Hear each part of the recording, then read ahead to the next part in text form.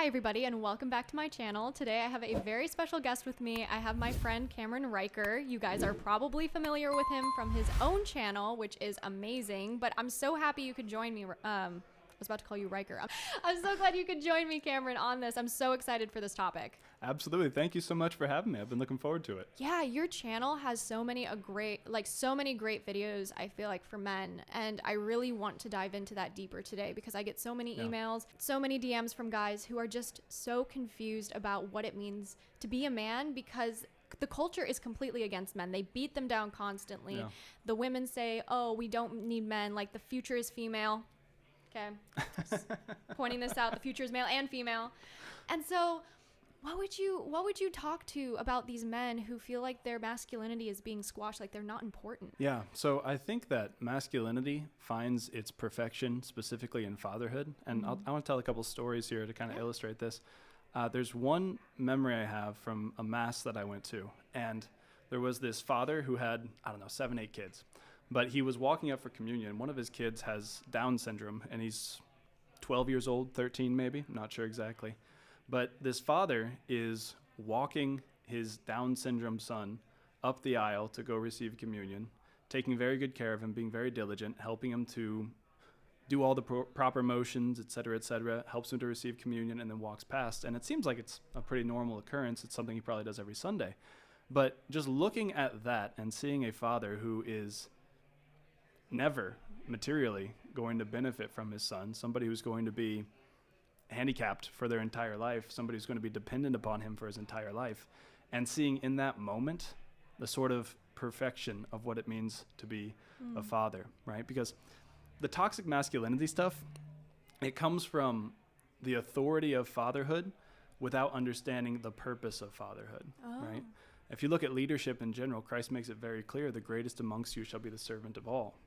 And so what is fatherhood for? Fatherhood is you have the ultimate authority, right? What you say in the house goes as the father. You are the bishop. You are the king of your household. It's a very real authority if you're doing it properly. But that authority is not for the sake of my benefit. That authority is for the sake of my family's benefit. And so if you can take what that authority is and you can properly direct it, then men are just going to be unleashed, right? Like, I think we're right on the cusp of that. There's so many people who are turning to the Lord and trying to live according to their state in life, live their vocation out, live it well. And that example of Mass is just a beautiful illustration. It almost moves me to tears every time I think about it. And just a guy living his life. He didn't know I was watching him, right? He's not doing anything special. He's just taking his son up for communion, you know? But I think it's in the smallest moments where we can have the most holiness. I think of, St. Therese of Lisieux in The Little Way, where she used every small moment and gave it to God, no matter what it might be. And she used those as her path to God. And so even though, we really do, even as Catholic content creators, we have this thing where we're kind of always on camera, we're always being shown things. And so it's really important to not have like this faux humility and to not have this pseudo, personality, and to really live the holiness, even if nobody's watching. And that's really important. And so for the men, these days, I feel like there's a lot of pseudo masculinity out there where they're online.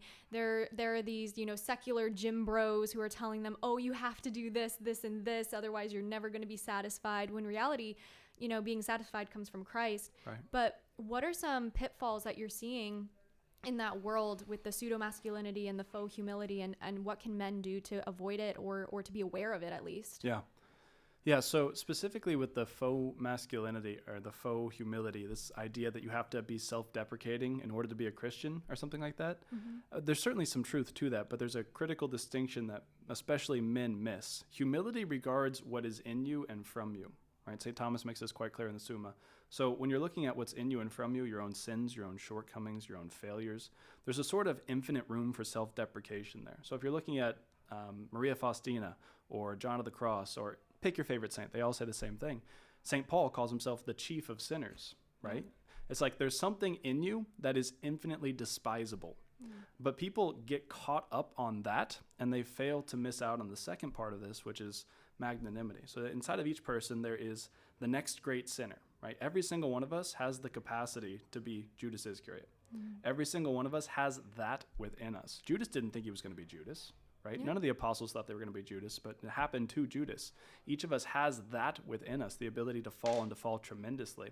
But at the same time, every person also has within them the next great saint, right? Every single person who's baptized is remade in the image and likeness of Christ and has a sort of omnipotence in a certain sense, because Jesus said, or the gospel says, St. Paul says, that with Christ we can do all things. And the Holy Spirit wasn't joking when he said that.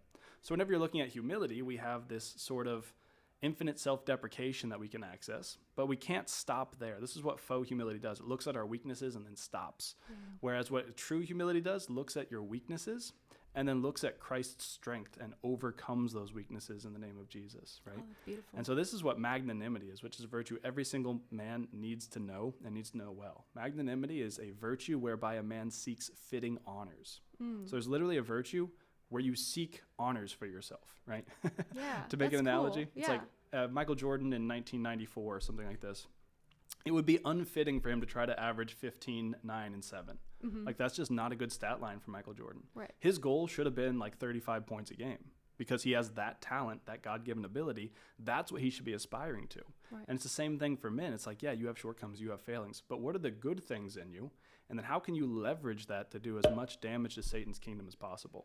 Yeah. Like, that's the way you got to be thinking, and that's what magnanimity allows men to do. Yeah. No, that's so important, because I also feel like a lot of men, they don't feel as though they're accepted in the spaces, and so they have to dumb themselves down. They can't have these masculine traits, otherwise, they're going to get hurt, or people are going to try and kill their sparkle, so to speak. I'm a girl. I can say that. I can say that. But it's one of those things where I do feel like a lot of men are just depressed. They feel very, very, I don't know, just like they don't belong in society, like they're being pushed out. And it's very, very sad to see. And so what are some virtues and things that they can work on in their lives, that they might be lacking because, they're being taught this, pseudo masculinity and this faux humility? Yeah. So before you can find purpose in life and before you can know what God created you for, you have to be detached from the world in a very real way. After I graduated college, this was after my conversion, so I was really starting to get into Christianity. I graduated college a year early. So all my friends were still at college. I live in the middle of nowhere in southern Indiana. And so for a year, I just didn't have any friends. Wow. I just didn't have anybody to hang out with because all the people I'd usually hang out with were still in college, and I'd already graduated. Originally, I was going to go to medical school and et cetera, but that didn't work out. God had other plans for me. So I was just home by myself all the time. I would go to work, and then I would come home, and I would read. I did a lot of fasting in that period. And I don't think I've shared this before, but I had a very strong sentiment in that time period that I was going to die. I was just very convicted of the fact that I was not going to live to see an old age. And I don't know, I'm almost 30 now, so we'll see. I'm still here. So we'll see what goes on there. But that conviction led me to become very, very detached from worldly things. Not that I'm perfect or a saint or anything like that, but certainly it took me a long distance from where I started to where I was at the end of that year. And it wasn't until after that that I was really able to start discerning my purpose in life. And that's whenever I entered into seminary. The Lord said, "Thank you for your application, but we're going a different direction." Rejected. Right? I was not in seminary for very long. And through detaching myself from the world as much as possible and then actively seeking out what it is that God had planned for me, I was able to find my lovely wife now. We have 2 kids and one due in December. So God has blessed us, and it's just, once you're in the right spot, it fits, and you have a ton of purpose. But until you get there, you can't sit on your hands. You got to get up. You got to take action. You got to do stuff. Yeah. Well, I feel like in that moment, I don't know, was it a fear of death, or did you just have this understanding or something like that? Like, what was your mindset at that point? It was not a fear of death. It was a certain expectation, quite certain expectation that just it was going to end soon. Yeah. And so regardless of if that was true or not, that's certainly what the Lord used to get me in gear. I'm a very phlegmatic person. I'm incredibly easygoing. It's one of the good parts of my personality and also one of the bad parts of my personality. Every personality comes with strengths and weaknesses. But the imminent approach of death, or at least the perception thereof, is very motivating for phlegmatics to get them up and get them actually doing what they're supposed to be doing. Oh, I guess that makes sense for me too. Yeah, right? I love Alphonsus Liguori for that reason. I was reading some Alphonsus Liguori, and I was like, okay, I need to kick it in gear, a little bit. And I know his stuff is intense, but genuinely, I think it's so important for men to read St. Alphonsus because I had somebody email me, and you can give me your take on this, but somebody emailed me and they told me they're afraid of failure. They're afraid of rejection. It's a young man, probably in his maybe early 20s. And he was just saying how he's so afraid of failing, of asking a girl out, of rejection, of all these different things, of being rejected from a school, from being, all this stuff. And part of that's because our generation was a little bubble wrapped in a way, right. In our little bubble.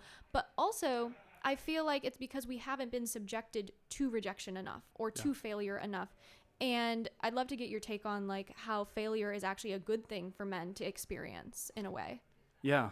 So if you guys want to know the coffee that I swear by, it's Gloria Patri coffee. Not only do they align with my Catholic values, but their coffee is absolutely delicious from their light, medium, and dark roast. It's perfect for a pour over, for an espresso, or if you just like Mr. Coffee type of coffee. It does not matter. This coffee is going to be delicious no matter how you enjoy it. It took me absolutely forever to find a coffee brand that I not only believed in, but knew that I would feel good promoting to you guys as well. So if you guys are looking for quality coffee from a Catholic company, Gloria Patri is going to be your new favorite. I guarantee it. It comes down to numbers. Michael Knowles, I heard him say this once, but he said that somebody who knew came up to him and basically said, Michael, you're the biggest success. You're the most successful person I know in my entire life.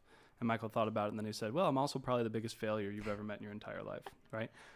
If somebody is living according to their vocation and they're doing what they ought to be doing, now granted, there are seasons of intense activity, seasons of retreat, there's different seasons. Mm-hmm. But assuming that you are living your life properly, then you should not have a fear of failure, because every time God closes a door, he opens a window, so to speak.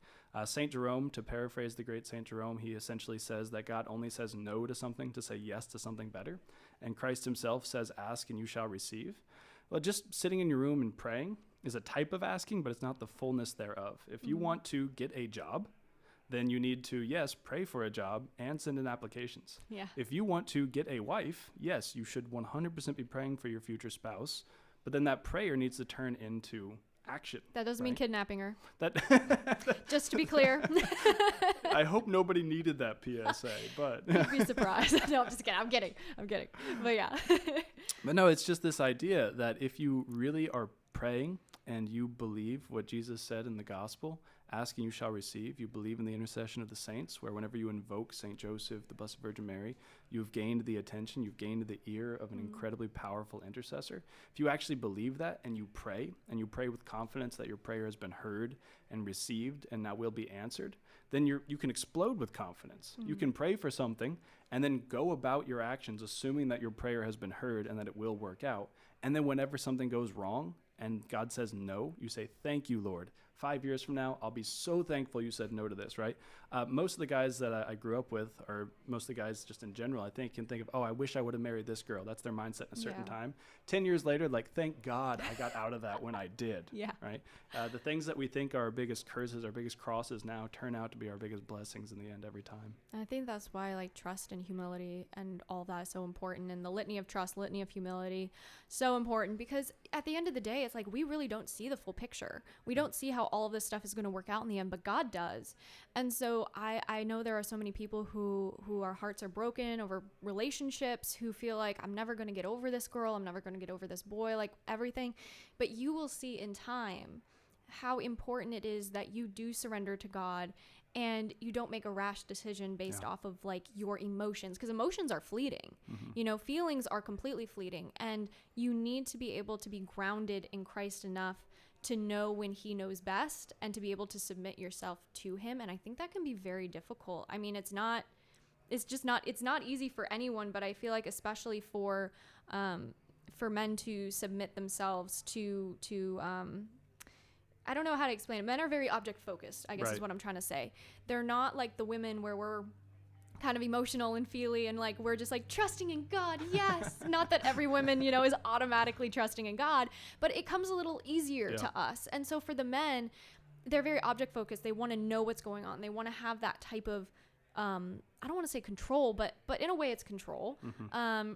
And so it can be very difficult for them when they're in a moment of pain and they can't fix it, whether it's for themselves or for their family or their friends. And so what would you say to the men who struggle with that, who struggle with giving up control? Yeah, it's not easy, but it's the only way to find peace. Peace is only found on the other side of complete and total surrender. That's the only place you're going to find it. 99% surrendered is not good. Yeah. It's not going to work. So it's still 10% of white knuckling it. Exactly. And I think that this is the pitfall that not just men, but people in general fall into, is thinking that God is somehow far away. We forget that the way that God created and the way that God sustains things in being is by actively thinking about them.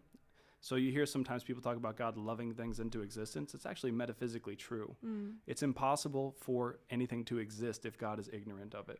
So the fact that we are in this room right now, sitting here, God is present and he's literally sustaining us in being. Right. And God doesn't make mistakes, and he doesn't make things that don't matter.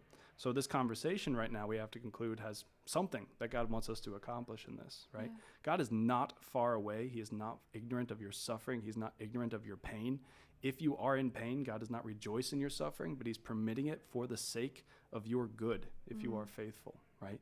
God is here, God is now, God is with us in the trenches, so to speak. And people forget that God's right here and right now, and they feel far from him, and that's whenever the devil steps in and starts whispering lies into our ears, right? Yeah. So just the constant, perpetual recollection that God is present, it just allows you to overcome a lot of those difficulties relatively easily. It's not easy to do, but if you do it, it works very well. Yeah, I think it's something that over time you have to build up. Yeah. It's not going to happen overnight. I think people want like instant results. No. They're like, tomorrow I'm going to be the most humble person ever. And I'm like, you have no idea how backwards that is.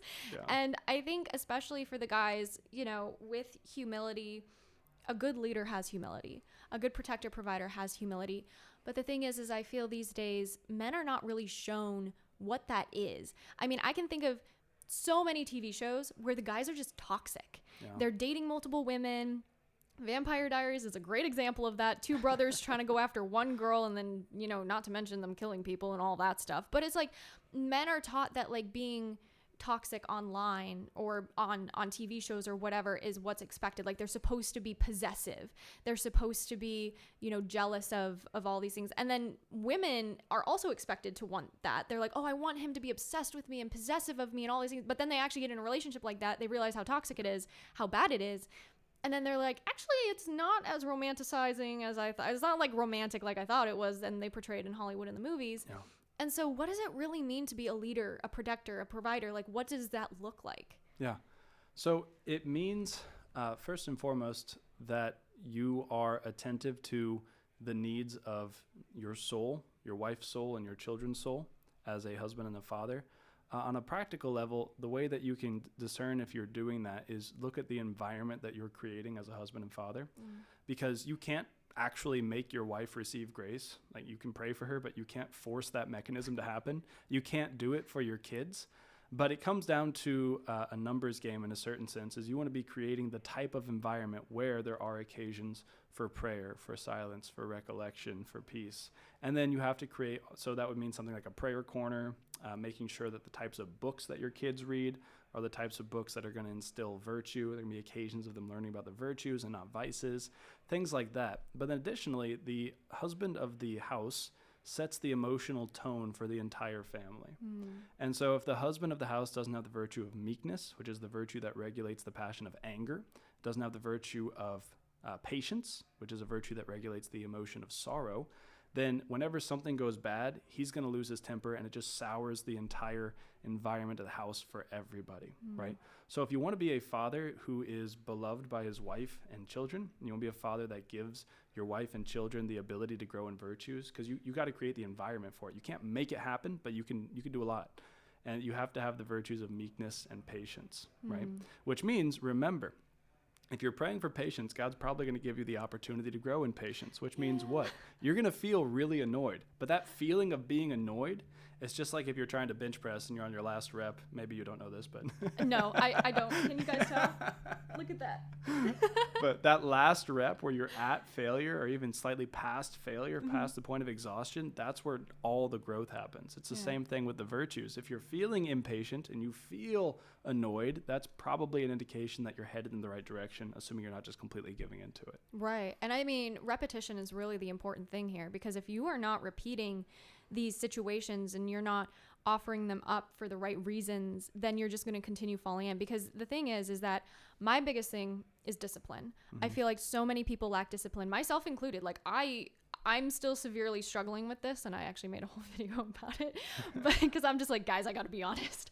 But the thing is that if you don't have discipline in your life at all, you won't be able to create any of the virtues on a natural level, because we have to create them on the natural level before we can create them in the supernatural level, because grace builds on nature. Right. And so we need to be able to get our nature under control first. And how do we do that? By repetitively putting ourselves almost in situations to grow in these virtues. So I used to put myself in like the longest line at the grocery store, the slowest line in the highway, and Chicago traffic, man. It was not great. But really what it helped with, and I mean, I haven't done that in a while. I need to start doing that again. But what it really helped with was it actually put me, I mean, God put me in situations as well. But putting myself in situations was also helpful, because I'm like, I'm intentional about this. I want to grow in this virtue. I'm not just going to like make God cause things to happen to me, and then I'm going to be like, why, God? Why? Instead, I'm going to go out. I'm going to be intentional. I'm going to grow in this virtue and offer it up. And I don't know if you have experience with that, but I found that person, like for me at least, has been exponential in like helping with, you know, growing in virtues and things like that. Yeah. Oh, that's 100% true. Also, just having kids will do that. It's like, you know, you're sleep deprived. You have a human that literally needs you in order to stay alive. So it's not like you have an option not to get up and do the things. Having kids is a reason. Marriage is a vocation. You know, learning to live with your spouse is one thing, but they're at least reasonable, hopefully, right? Your children are not. So at least irrational. Completely irrational. And so I think that that's another thing. And this is why you see a lot of people say, get married young, have kids and things like that. It's because having kids forces virtue in a very real sense. Like you don't have an option. You have to get up in the middle of the night and do the hard thing and change the diaper, get the baby, whatever, you know. It's harder on the women generally than the men, especially if they're breastfeeding. But it's still the same principles apply. It's like that discipline is forced upon you in a certain sense. Right. Well, also, I love what you brought up about being married young. And in no way are we saying like you have to be married by this age or that age. Everyone's on their different path. But I want to get your take on that too, to an extent, because I do believe that if you can get married young and you're mature enough to get married young and you have somebody, that is so important, because so many people are putting other things above their vocation. Right. They're putting college above their vocation. They're putting work above their vocation. And I'm not saying like you shouldn't have a job or you shouldn't have certain things. You should have a drive, though. You should have a plan at least. But you don't have to be making 6 figures right out of college in order to get married. I think that's one of the most frustrating things, is when people come to me and they say, well, we want to be able to have this before we get married, or we want to be able to do this before we have kids. Right. And I'm like, you're not really understanding the purpose of the vocation. If you're like, oh, we need to do this first, you're really trying to just like white knuckle your vocation as opposed to submitting to what Christ wants for you. Right. And that's something that I've noticed, where a lot of people will put off, like they'll date for years and they'll put it off until they have a house. Oh, we'll have this when we have this amount of money. There's never going to be a perfect time. There's never going to be the perfect moment. So have you experienced that as well? A little bit. Yeah. I think that there's a couple of things that need to be considered. First is that prolonged dating and engagement is a near occasion of sin, right? Yep. It just is. Like, let's be real. Young people who find somebody else attractive and they're spending lots of time alone, it's a near occasion of sin. Prolonged engagements for that reason are a big thumbs down from me. Yeah. Second thing is that, I'm glad you brought this up actually, but within marriage, there is a twofold end. So there's two natural ends of, two ends of marriage. One is the rearing of children for the worship of the Lord, right? So the creation of children. But you can have people like Zelly and Louis Martin, who entered into marriage intending to have a Josephite marriage, which means they would live together as brother and sister. And so another end of marriage is the mutual sanctification of the spouses, right? And so it's okay for people to have a marriage without children, right? Because they have that second end in mind. Right. However, if you're going to engage in acts that naturally bring about the birth of children, then you need to be ready to welcome children into the world lovingly, Yeah. right? So there's a lot that could be said about that. But as far as delaying marriage goes, you're just delaying your own growth, I think, Yeah. right? Oh, yeah. Jump in and grow wings on the way down. I also think, my husband and I have talked about this extensively, where so many people, they've established themselves in life and then they come together and then they have a hard time fitting into each other's lifestyles. Yeah. Whereas my husband and I, we got married, not super duper young, but younger, Right. And we really grew together. He was still in his master's program he just graduated his master's program when we got married, like literally 3 days before. So that was It's a crazy. busy week. Yeah, it was. But then it's like, he graduated and then we were able to grow together. We got our first apartment together. We got first like big jobs together, type of thing. And so I think it's very special when you have those moments with somebody and you don't just are like, okay, I've accomplished all of these things. Now I can drop a different human into my life who have already established themselves too and everything. You know what I mean? Yeah.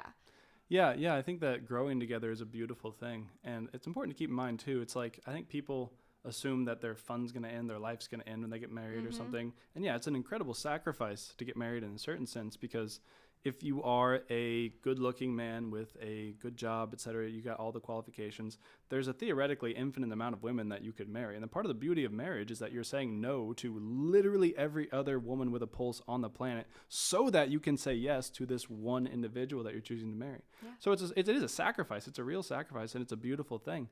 But at the same time, that's really when your life begins, in a certain sense, is when you get married. It's not like your life, a part of you, the immature part that probably needs to be done away with anyway, Yeah. that dies at marriage, right? But then something else has an opportunity to grow and to be beautiful, and you get the opportunity to bring new little babies into the world, which is just awesome. No, that's amazing. Yeah, and I completely agree. I feel like there's a lot of people who aren't really ready to get rid of that immature side of them. Yeah. There are a lot of people who even get married and they still don't get rid of that immature side. And then the marriage on both sides, like men and women, they don't know how to be self-sacrificial. They've never either experienced that in life or they've never had to. And some of those marriages are probably some of the most toxic marriages I've ever experienced in a lot of ways. But there have been some who've gone to therapy, they've recognized it, they've changed, and now their marriages are phenomenal. Like, it's crazy. And I'm just like, this is it. Like, you guys just need a little virtue, But what are some things that, like, if you could go back and tell younger Cameron as a man, like, anything you'd tell him in high school or college that would have helped what you know now about, having babies and a wife and everything, like, what would have helped you back then?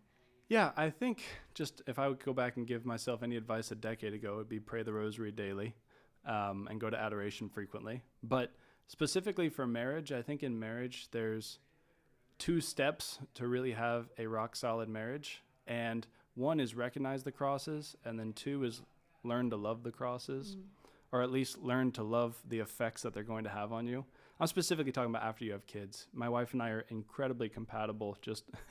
We're very compatible people. And so we had no problems pre-kids. We don't have any problems after kids either. It's just the kids are... Raising kids is problematic. Maybe it's like things happen, right? Things happen. And so I think that learning to identify and making a volitional act in 2 a.m. when the kid wakes up and you have to, go over there and get them, help them, whatever. Learning to identify that as a cross that comes directly from the Lord for your own good. And then learning to, or at least praying for the grace to be able to love those crosses. And then that's whenever your marriage becomes joyful, because the good times are good and the bad times are sanctifying, and you recognize that. And so it's really a beautiful process.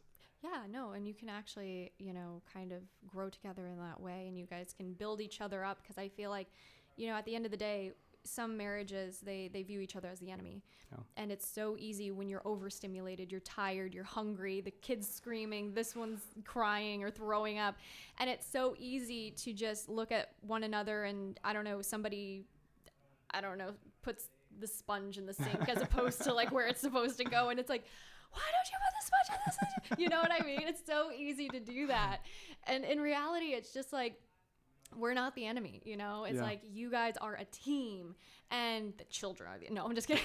I'm just kidding. They're the project, the They're common project. Yes, Yeah. yeah. But it's like, you know, viewing each other as always being on the same team, so important. Yeah. And also communication. Like, communication's the most important thing. I just know so many arguments happen because of miscommunication or assumptions. And that is just not it. So, yeah. But thank you, Cameron, so much for coming on. And where can my listeners find you? Yeah, you can check out my YouTube channel, which is just Cameron Riker, and on my Instagram is Cameron the Catholic and X as Riker, I think. Yeah. So, yeah. Yeah, no, All that's the stuff. awesome. Well, thank you so much, Cameron, for coming on. It's Thank great. you, Amber. Yeah. Absolutely. With all that being said, guys, I'll talk to you guys in the next video. Bye. A huge thank you to my Jude crew over on Patreon for making videos like this happen. I could not do it without your guys' help, and I apologize. I am currently traveling at the moment, so I don't have any of my equipment. So if you guys signed up for Patreon, but I have been traveling while you guys signed up, I apologize that you're not going to be in these credits, but as soon as I get back, I will add you into the credits. Really, really appreciate you guys and your patience. I would specifically like to thank Jude Crew Plus. And I would personally like to thank Jude Crew Bold, Ricardo Aguilera, Roger Davis, Rubes Good Brain Coffee, Darren, Jay Usetti, Veronica Beck, Dan Nunn, Sabrina, James Bell, Father Carr, George Gregory, Oliver Waite, Andrew Plowski, Alex R., James, and Jude Crew Epic, Franz Antoni Von Tunder, Bill Gull, Connor, Brian Cootie, Geraldi Guzman, Michael, Paul Donovan, Michael Martin, Kevin Ashbrook, and Jason Sager. You guys are amazing. Thank you so, so much. I truly could not continue this ministry without you. I appreciate each and every one of you guys. I will talk to you all next time. Bye.